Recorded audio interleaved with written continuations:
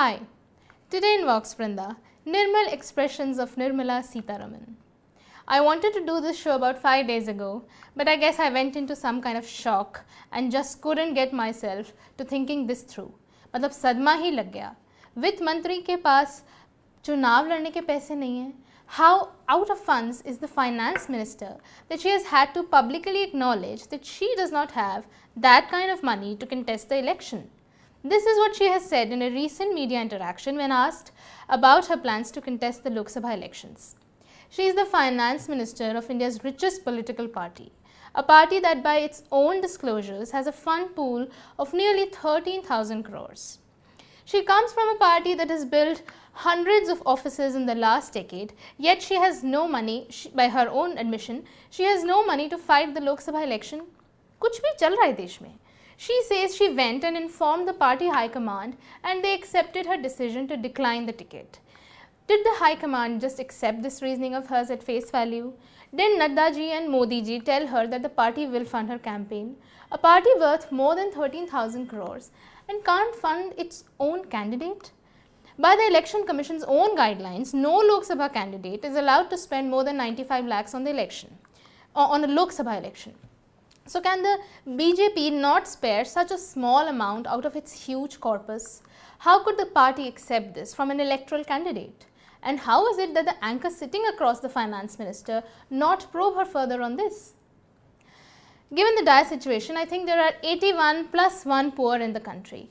81 being the 81 crore people who get free rations from the finance minister's government, and then the 1 being the finance minister herself, whose party doesn't seem to have the money to fund an election campaign while being part of the world's largest political party. Note here that I am not talking about the finance minister in her personal capacity, but in her position as a very senior member of the BJP. The BJP claimed in 2019 that it has a membership of 18 crore people. Couldn't they have crowdfunded Sitharaman's campaign? Surely her successful tenure as finance minister counts for something.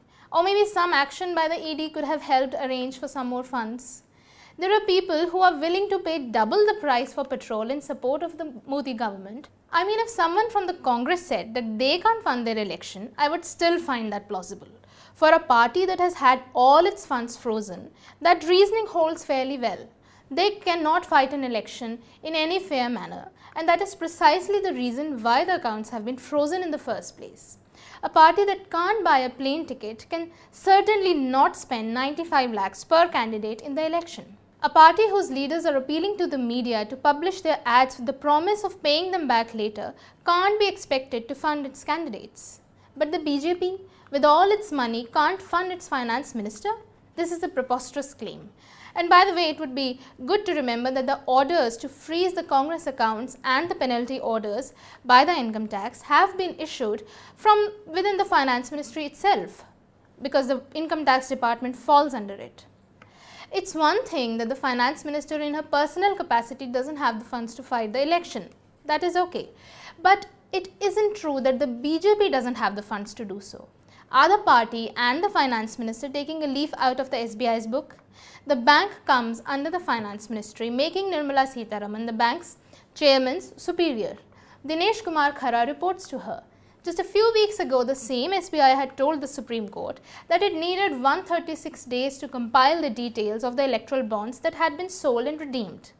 When the Supreme Court came down on the bank, all the details were furnished within a few days.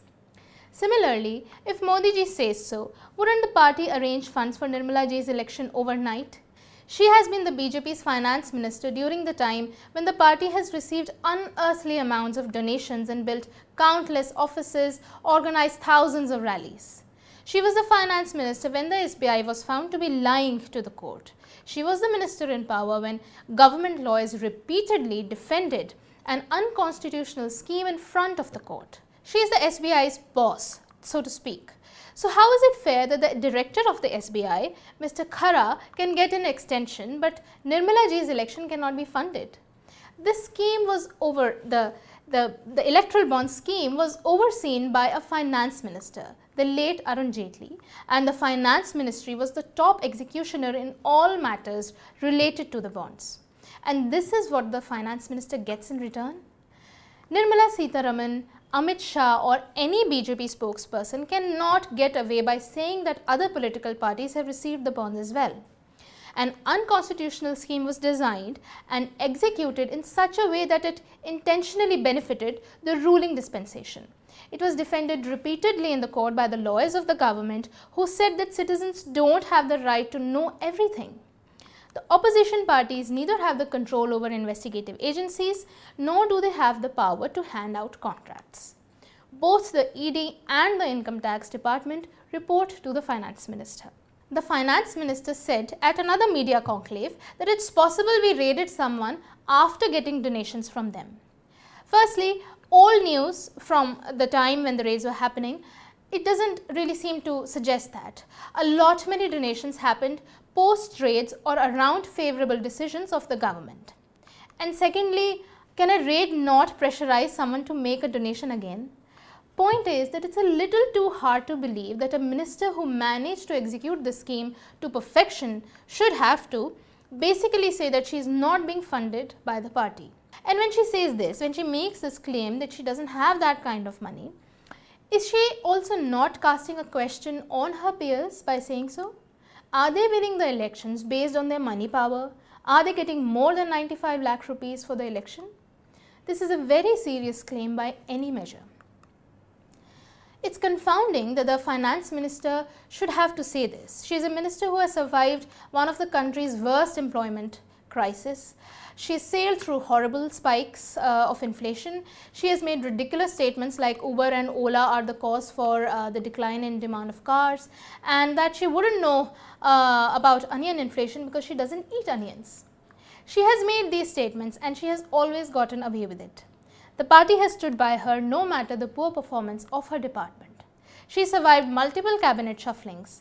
So it mocks common sense when a statement like this is made. And it's strange that the media is not following up on this claim. Is it because asking this question will inevitably lead to the uncomfortable question of asking about the electoral bonds and the unfair advantage that the BJP has over other parties in terms of sheer money power? She's been in the news for using the Bahi Khata and then the tablet for reading a budget speech. Every budget, her sari is discussed and she's presented like Goddess Lakshmi on news channels. And then suddenly, all the Lakshmi has disappeared when it's come to her own election and nobody is asking a question. But what to expect from a media which cannot and will not ask the leaders of the BJP as to how their party and they themselves were defending and standing by an unconstitutional law which was brought by them. Again, this is the same media which hardly showed anything meaningful regarding the electoral bond coverage. So how can one suddenly expect it to begin to perform its duties of being a watchdog? Lapdog, Godi media is what it is. Till next time, this is Vox Vrinda.